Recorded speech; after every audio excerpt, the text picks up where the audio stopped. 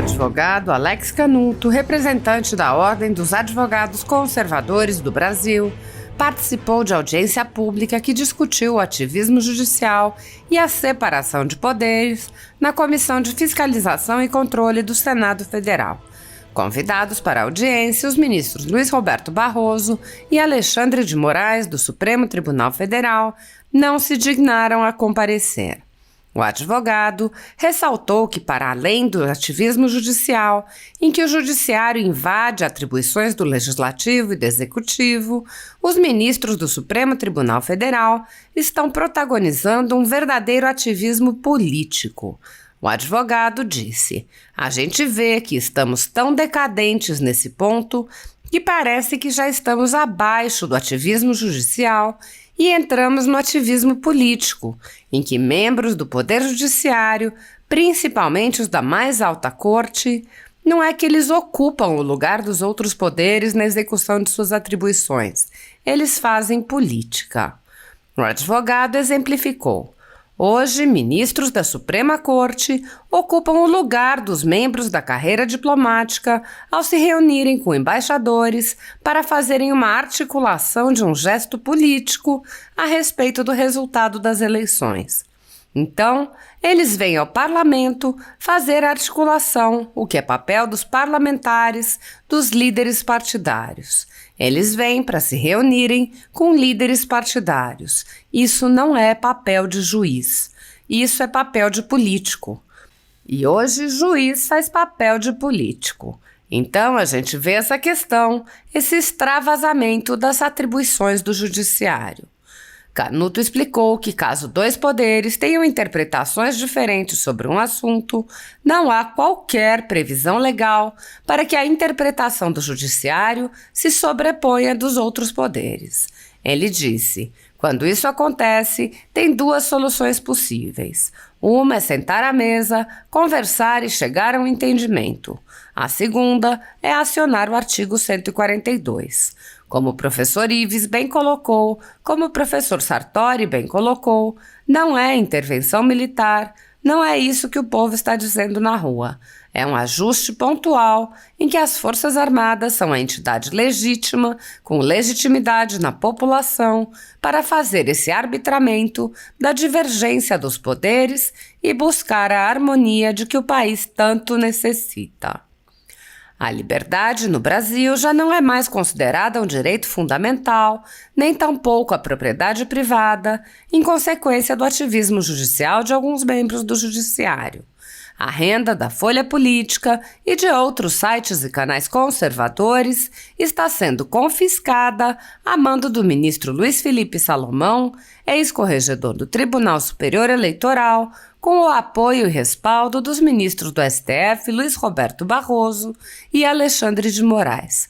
O confisco da renda atinge todos os vídeos produzidos pelo jornal, independente de tema, data ou qualquer outro fator.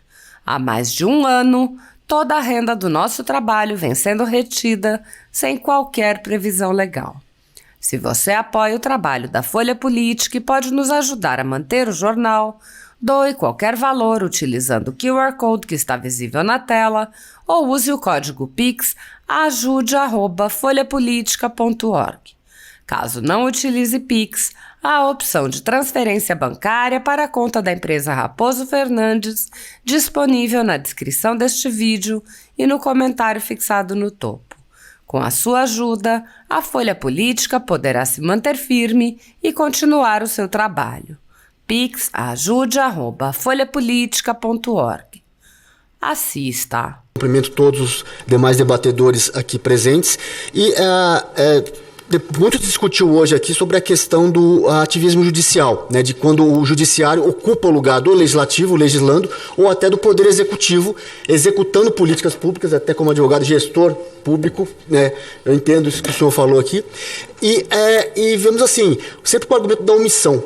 O legislativo está se omitindo em fazer tal lei, mas o legislativo pode decidir não fazer, porque entender que a legislação atual é adequada. E esse argumento é usado para que o judiciário venha legislar no lugar do legislativo com o argumento da omissão.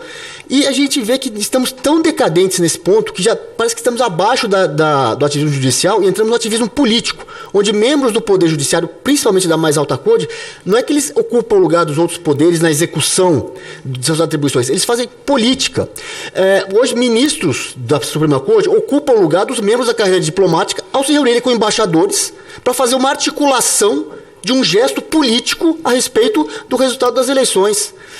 Então eles vêm ao parlamento fazer articulação que ser papel dos parlamentares, dos líderes partidários. Eles vêm reunir com líderes partidários. Isso não é papel de juiz, isso é papel de político. E hoje o juiz faz papel de político.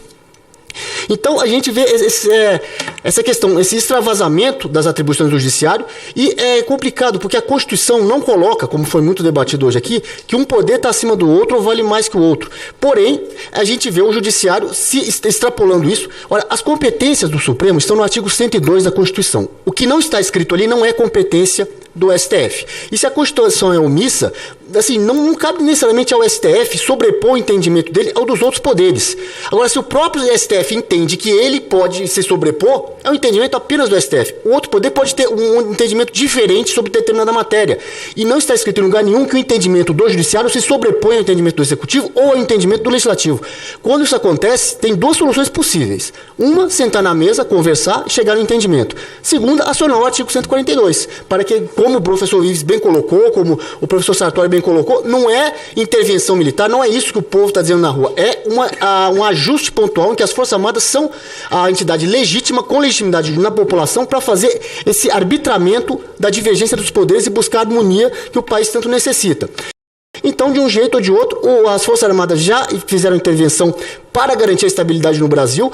Há precedentes disso e a gente espera que esse ano não seja necessário, mas caso seja necessário, nós vamos saber se nós vamos voltar a 1955 ou a 1930, dependendo de como as coisas forem encaminhadas após o fechamento das urnas. Muito obrigado, fiz o tempo aqui. Muitíssimo obrigado, doutor Alex Canuto, que é da Ordem dos Advogados Conservadores do Brasil. Eu tenho dito no plenário do Senado há muito tempo que nós estamos vivendo hoje, no meu modo de entender, respeito quem pensa diferente, uma caçada aos conservadores do Brasil. Você vê que os canais que são desmonetizados, como a Bárbara, sua xará do Te Atualizei, Gustavo Gaia, vários outros aí que tiveram canais desmonetizados, coincidentemente são conservadores. Então está incomodando, né, o ativismo que vive o outro lado aí, que não quer que essas ideias tenham a força. Aqui, todo mundo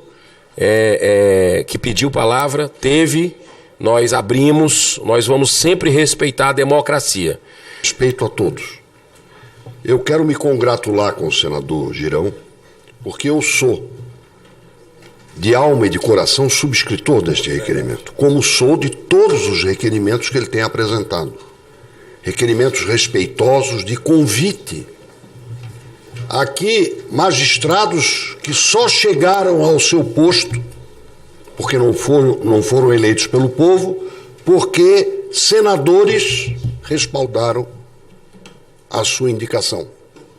E que, neste momento, preferem dar entrevistas fora do país para fazer críticas que faltam com a verdade no seu conteúdo, mas se recusam a prestar contas ao Senado para indagações respeitosas.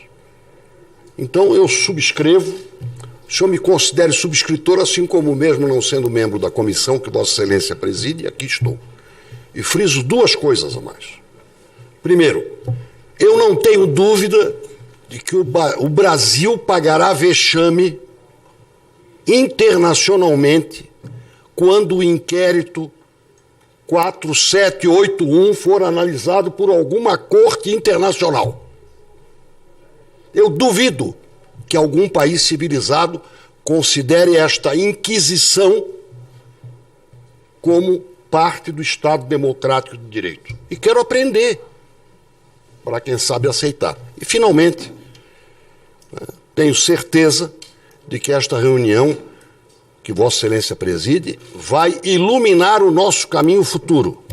ela não será a lanterna na popa, título do livro do Roberto Campos, mas será uma lanterna na proa, para indicar um caminho que nos restitua uma coisa para todos os poderes: autocontenção. Muito obrigado.